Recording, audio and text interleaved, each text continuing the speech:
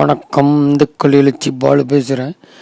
இப்போ இந்த தாலிபான் சம்மந்தம் நிறையா பார்த்துருப்பீங்க. தாலிபான்னா யார் அப்படின்னு பார்த்தீங்கன்னா, ரஷ்யா முதல்ல கோர்பச்சேவன் பிரசிடென்ட் இருக்கும்போது இருந்தார். முழு ரஷ்யாவில் இருக்கும்போது வந்து ஒரு புரட்சிகரமான ஒரு பிரிவு கிளம்பி வருது. இப்போ சுக்குநூறாகி ரஷ்யா பிரிஞ்சு கிடக்கு. ஒரு பார்ட் ஆஃப் இது யூஎஸ்எஸ்ஆர்னு போல என்னோட யூஎஸ்ஆர்ன்றது யூஎஸ்ஏன்ற மாதிரி யூஎஸ்எஸ்ஆர்னு இருக்கும் அப்போல்லாம் 2000 இயர்லியர்.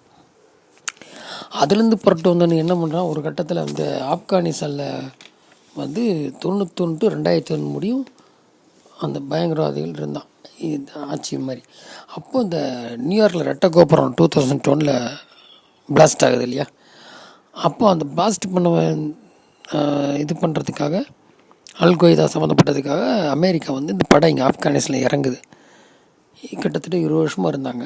அப்போ தாலிபான் இல்லை, அது வந்து டெமோக்ரஸியாக இருந்திருக்கு.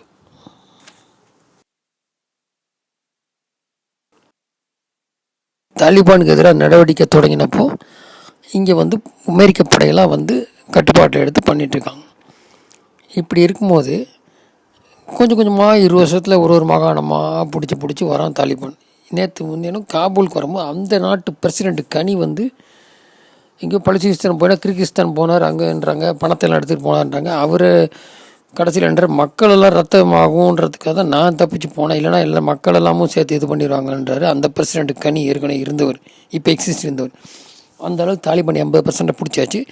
இப்போ செப்டம்பர் மாதம் வந்து அமெரிக்கா வந்து அந்த படையெல்லாம் வாபஸ் வாங்கி போகிறேன்றாங்க. அதுக்கடையில் அமெரிக்காவில் எங்கள் ஆட்களை ஒன்றும் செய்யக்கூடாதுருக்காங்க. இப்போ இந்த மீடியேட்டர் மாதிரி இருந்திருப்பாங்களே, தாலிபான் பேசுனதுக்கும் இங்கிலீஷ் பேசுகிறதுக்கும் உள்ளவங்க அவங்கள குறி வச்சுட்ருக்காங்க தாலிபான்காரங்க இப்போ கொள்ளலாமான்ட்டு. இந்த மாதிரி நிறையா விஷயங்கள் போயிட்டுருக்கு. இப்போது ஆப்கான் மக்கள் விருப்பத்துக்கேற்ப வகையில் வன்முறை பயங்கரம் இல்லாத ஆட்சி அமைப்போம் அப்படின்ட்டு சீனாவும் நம்பிக்கை சொல்கிறான். சீனா வெளியுறவுத்துறை ஹுவா ஸ்விங் சொல்கிறபடி நட்பு பாராட்ட சீனா விரும்புது அவங்ககிட்ட. என்னென்னா பசி பறந்து இப்போ எல்லா இடத்தையும் நேபாள், ஸ்ரீலங்கா கடன் கொடுத்து இந்தியாவை சுற்றி எல்லாம் பிடிச்சாச்சு.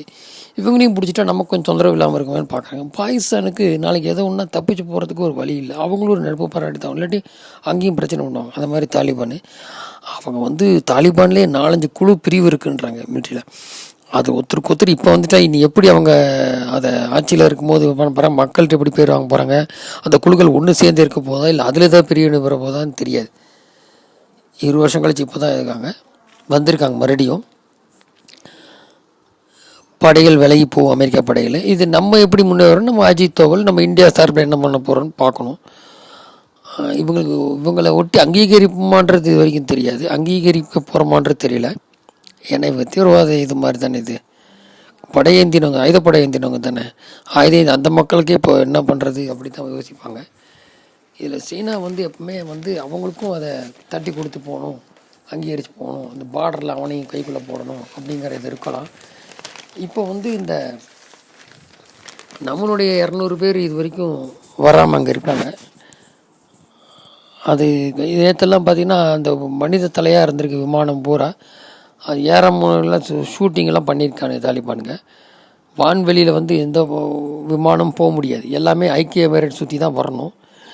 இந்த மாதிரி நிறையா இருக்குது. இந்திய வெளியுறவுத்துறை நம்ம வெளியுறவுத்துறை அமைச்சர் பணியாளர் 100 பேர் வர இருக்காங்கன்றாங்க. இந்திய திபேத் போலீஸ் படை காத்துட்ருக்கு அப்படின்றாங்க. இது என்னன்னு இருக்குது. அப்போ தாலிபான் பயந்து அங்கிருந்து வெளிநாட்டுக்கு தப்பி செல்ல ஏராளமான பல்வேறு முயற்சியில் ஈடுபட்டிருக்கும் போது இந்த காபூலில் விமான நிலையத்தில் ஆயிரக்கணக்கான திரண்டனர். இங்கு நிறுத்தி இந்த விமானத்தில் ஏராளமாக அடித்து பிடித்து ஏறினர். மேலும் பலர் விமான ஓடுதலை சென்றபோது எப்படியா இந்த விமானத்தில் ஏறி ஆப்கானை விட்டு தப்பிவிடும் என்று பலர் விமானங்கள் தொற்றின. இதில் ஏற்பட்ட கூட்டங்களில் நெரிசலில் 5 பேர் போயிட்டாங்க. இந்த மாதிரி அவர்கள் 3 பேர் திசை தடுமாறி வேகமாக கீழே விழுந்தனர். இது மாதிரி நிறையாலாம் ஆயிருக்கு. இதில் தான் இந்த ட்ரம்ப் இருக்கும்போது இது நடந்திருக்காது. இப்போ இவர் மாதிரி கையில் ஜோ பைடன்னு ட்ரம்ப் கொஞ்சம் ஃபுரோசிஸாக பார்ப்பார், அந்த மாதிரி ஆயிருந்திருக்கும். ஆப்கானிஸ்தான் நிலவரம் நிமிடத்துக்கு நிமிடம் மாறிக்கொண்டு அது மத்திய அரசு தொடர்ந்து கண்காணித்து வருது. அங்குள்ள சீக்கிய இந்து சமுதாயமிடம் தொடர்பில் உள்ளது. அங்குள்ள நம் குடிமக்கள் இந்திய பாதுகாப்பு அவர்கள் பத்திரமாக அழைத்து வரும் தேவையான அழைத்து நடம் இங்கு குறித்து அவர்களுக்கு அவ்வப்போது தகவல் தெரிவிக்கப்பட்டு வருகிறது. நம் நாட்டை சேர்ந்தவர்களுக்கு அவசர உதவிக்கு அழைக்க தொலைபேசிகள் அறிவிக்கப்பட்டுள்ளது அப்படிங்கிறபடி. இது ஆப்கான் தலைவர்கள் எவ்வித எதிர்ப்புமின்றி தாலிபான் வீழ்ந்திருப்பது அமெரிக்காவுக்கு கிடைத்த வரலாறுக்கான மிகப்பெரிய தோல்வி. இது அமெரிக்கா ஜோ பைடன் சாதனை. என்ன ட்ரம்ப் சொல்கிறார், முன்னாள் அதிபர் அப்படி சொல்கிறார். ஐநா முன்னாள் தூதர் நிக்கி ஹாலே அவர் என்ன சொல்கிறார், தாலிபான் ஆப்கானில் உள்ள அமெரிக்க படைகளை விட்டு விடும்படி கெஞ்சுவதை இராணுவ வீரர்கள் குடும்பம் கூட எதிர்பார்த்திருக்காது. தாலிபான் ஆப்கானில் உள்ள அமெரிக்க படைகள் அமெரிக்க ட்ரம்ப் இருந்திருந்தால் இந்த நிலை ஏற்பட்டிருக்காது, மீறலாம் பாடம் புகட்டப்படும் என்று அச்சம் தாலிபான் இருந்திருக்கும். அதான் இது ஏதோ சாஃப்ட் காரணம் எடுத்துட்டாங்களா நம்ம தெரியல. இதுக்கும் 1,00,000 பேர் தாலிபான்னா இவங்க இருந்திருக்காங்க. இது என்ன அப்படின்றது தெரியல. அவங்களுக்கு எகேன்ஸ்டாக தான் போனாங்க.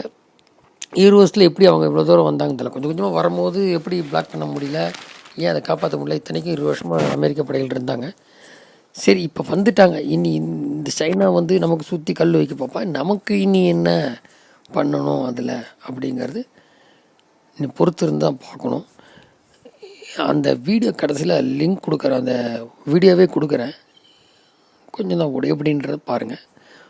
இந்தியாவுடைய நிலைமையை பொறுத்து இருந்து பார்ப்போம். இது வந்து ஆப்கானிஸ்தான் உள்ளது.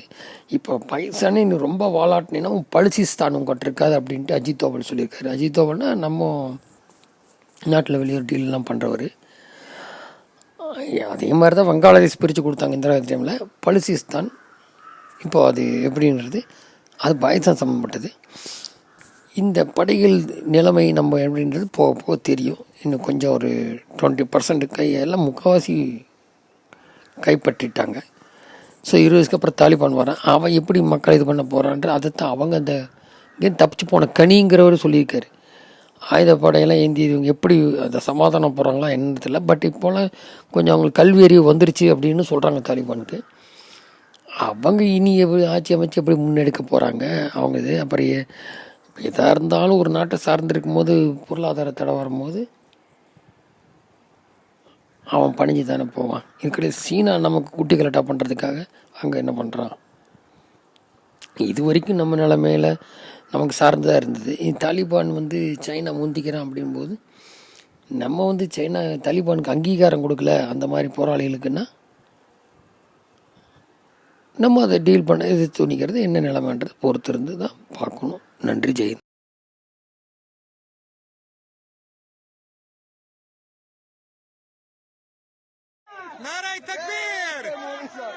After over 2 hours of heavy fighting, all ammunition spent, Afghan commandos walk out with hands in the air.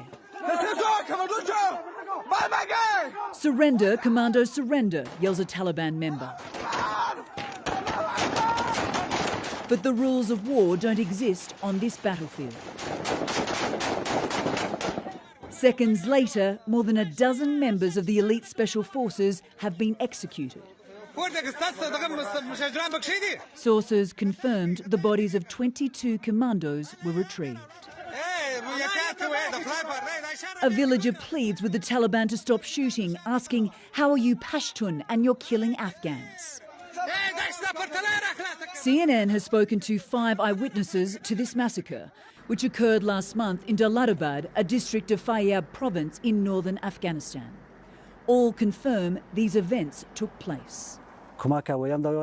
The commandos called for air and ground support, but none came, says this local resident. Then they surrendered, but the Taliban just shot them.